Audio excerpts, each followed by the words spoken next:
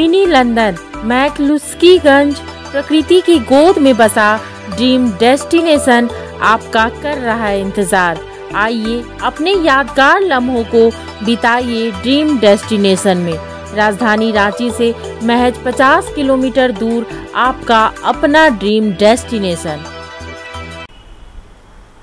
AIMIM के अध्यक्ष असदुद्दीन ओवैसी के झारखंड दौरे को लेकर कांग्रेस पार्टी की सांसें फूल रही है।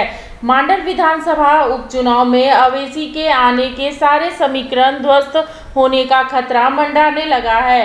ओवैसी के आने के बाद मुस्लिम मतों में ध्रुवीकरण होने से कांग्रेस की जीत की समीकरण में सेंध लग सकती है।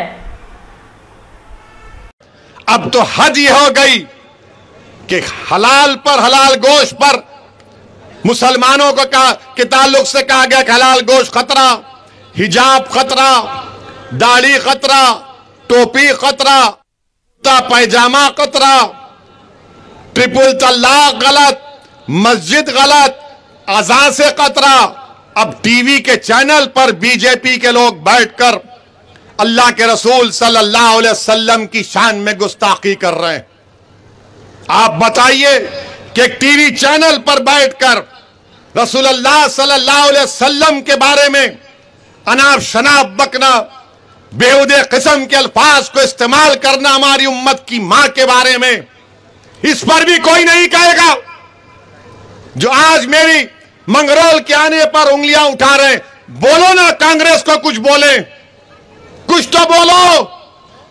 तो नहीं बोलेंगे, मगर ये अल्लाह का करम है कि अल्लाह के रसूल सल्लल्लाहु अलैहि वसल्लम के खिलाफ किसी ने नाप शनाप बका, तो अल्लाह का लाख लाख करम है कि अल्लाह ने उस गुनाहगार को मौका दिया कि मैं आका की शान में अगर कोई बोलता है तो उसके खिलाफ बोल रहा हूं।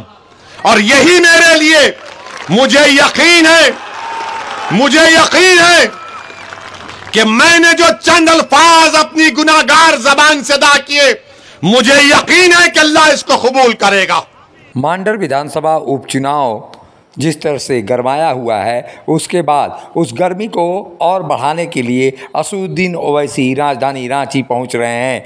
राजधानी रांची पहुंचकर वो मांडर विधानसभा के चानों में एक चुनावी सभा को संबोधित करेंगे। इस चुनावी सभा में निश्चित रूप से मुस्लिमों के लिए वो भड़काऊ भाषण भी देंगे और ऐसे में ये कहा जा सकता है कि कांग्रेस की वोट बैंक में वो इस बाबत सेंध भी लगाएंगे। जिस तरह से मांडर विधानसभा उपचुनाव में अब असदुद्दीन ओवैसी का समर्थन देव कुमार धान जो निर्दलीय प्रत्याशी हैं उनको मिलता हुआ नज़र आ रहा है, उसके बाद से चुनावी समीकरण पूरी तरह से बदल सकते हैं।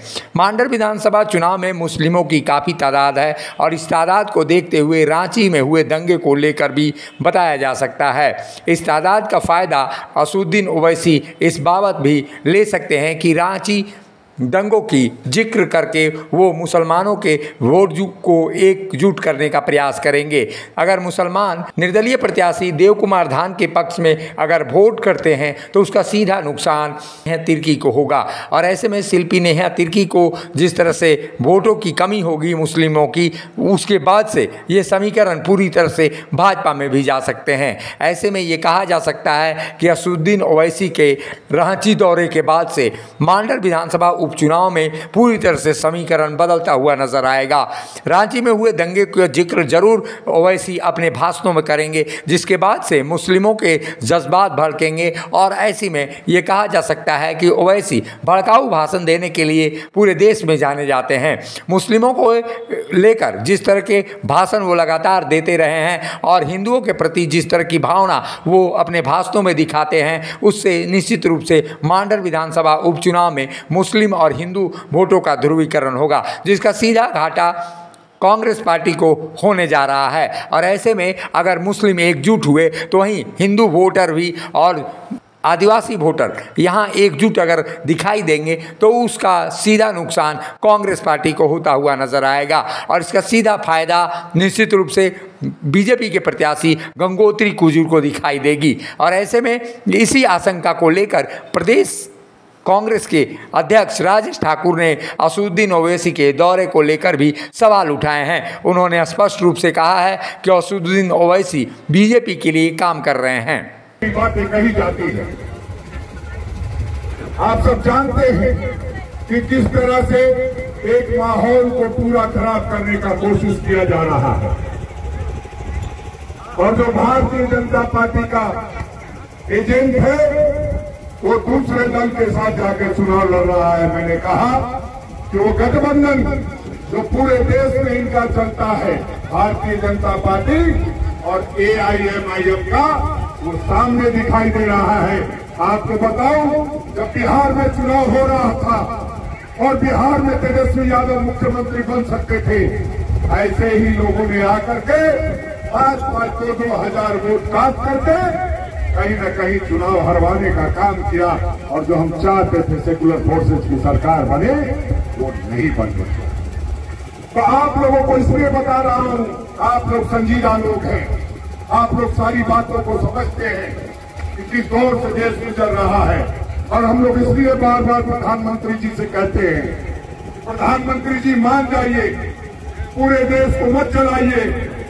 इसलिए कह रहा हूं कि कभी शर्मा के नाम पे, कभी आप अग्निवीर के नाम पे, इस तरह से लगातार ऐसी घटनाएं घटती है। आप निर्णय लेते हो, अग्निवीर बनाने का निर्णय किसी और ने नहीं लिया है। देखिए, यहाँ के जो लोग हैं, झारखंड के लोग हैं, विकास की बात करते हैं। अब ओवैसी जी आ रहे हैं झारखंड, उनका स्वागत है, क्योंकि झारखंडी लोग जो हैं स्वागत बड़े दिल से करते हैं। लेकिन जहाँ तक चुनाव का बात है, मांडर चुनाव का बात है, बंधु जी उस क्षेत्र में बहुत ही काम किए हैं, घर घर काम किए हैं। कोई भी समस्या किसी को भी होती है तो 24 घंटा वो उपलब्ध रहते हैं। उनकी बेटी चुनाव लड़ रही हैं, कांग्रेस पार्टी उस क्षेत्र में मजबूती से शुरू से रहा है। और ओवैसी जी आए या कोई भी भाजपा के लोग प्रचार करेंगे, हम तो ओवैसी जी को भाजपा की बी टीम ही मानते हैं। तो इससे मुसलमान भाई बहनों को कोई असर नहीं हो रहा है, क्योंकि उन लोग भी समझ गए हैं कि आने वाले समय में क्या होना है। और जहाँ जहाँ भाजपा कमज़ोर दिखती है वहाँ ओवैसी जी को भेजा जाता है। हम लोग जीतेंगे ये चुनाव और बहुत ही बड़ी मार्जिन से ये चुनाव जीतेंगे। मांडर विधानसभा उपचुनाव में जिस तरह का समीकरण नज़र आ रहा है, उसके बाद से ये पता चलता है कि मुस्लिमों की तादाद लगभग 1 लाख है। और ऐसे में 1 लाख वोटर अगर एक मुश्त वोटिंग करते हैं कांग्रेस के फेवर में, तो उसका सीधा लाभ कांग्रेस को होगा। अन्यथा उस वोट में अगर सेंधमारी हो जाएगी तो इसका सीधा लाभ बीजेपी को मिलता हुआ दिखाई देगा। ऐसे में मांडर विधानसभा उपचुनाव का पूरा समीकरण और पूरा दामोदर अब असदुद्दीन ओवैसी पर दिखाई दे रहा है। अगर असदुद्दीन ओवैसी अपने प्रत्याशी देव कुमार धान के पक्ष में अगर मुस्लिमों का ध्रुवीकरण करते हैं तो ऐसी स्थिति में मामला त्रिकोणात्मक होगा और त्रिकोणात्मक लड़ाई में बीजेपी निश्चित रूप से यहाँ पर भारी पड़ सकती है। ऐसे में कांग्रेस को इसका सीधा नुकसान झेलना पड़ सकता है। वहीं जिस तरह की बातें वंशवाद और भ्रष्टाचार की बातें भी कांग्रेस की जो प्रत्याशी हैं शिल्पी नेहातिर की, उसके विरुद्ध जा सकती है। तो मामला पूरी तरह से अब असदुद्दीन ओवैसी की तरफ दिखाई दे रहा है। अगर असदुद्दीन ओवैसी यहाँ पे मुस्लिम वोटों को ध्रुवीकरण कराने में सफल होते हैं तो निश्चित रूप से ये मामला त्रिकोणात्मक होगा। ऐसी स्थिति में चुनावी समीकरण क्या कुछ कहेगा, ये भविष्य की बात है। लेकिन इतना ज़रूर है कि कांग्रेस कमज़ोर होगी और निश्चित रूप से इसका फ़ायदा भाजपा को मिलेगा। 2014 के चुनाव में इसी का फ़ायदा मुस्लिम और आदिवासियों के जो वहाँ दंगे हुए थे, उसके बाद से ये फ़ायदा सीधी रूप से बीजेपी को हुआ था। असदुद्दीन ओवैसी रांची में हुई हिंसा को लेकर भी मुस्लिम समुदाय को भड़काने का काम यहाँ पे ज़रूर करेंगे। ऐसे में सांप्रदायिक माहौल भी खराब होने की संभावना असदुद्दीन ओवैसी के दौरे के बाद दिखाई देती है। ऐसे में भड़काऊ भाषणों से इतर निश्चित रूप से असदुद्दीन ओवैसी का दौरे पर निश्चित रूप से लोगों की नज़र होगी। वहीं तमाम राजनीतिक दल भी असदुद्दीन ओवैसी की दौरे और उनके भाषणों पर नज़र रख रहे हैं। मामला पूरी तरह से सियासत का है, इसलिए सियासत निश्चित रूप से ये कहा जा सकता है कि मांडर में अभी बाकी है। मुखर संवाद के लिए रांची से अशोक कुमार की report. HM public school, lower Chutia near Shiv Mandir, Ranchi. हम बनाते हैं बेहतर भविष्य।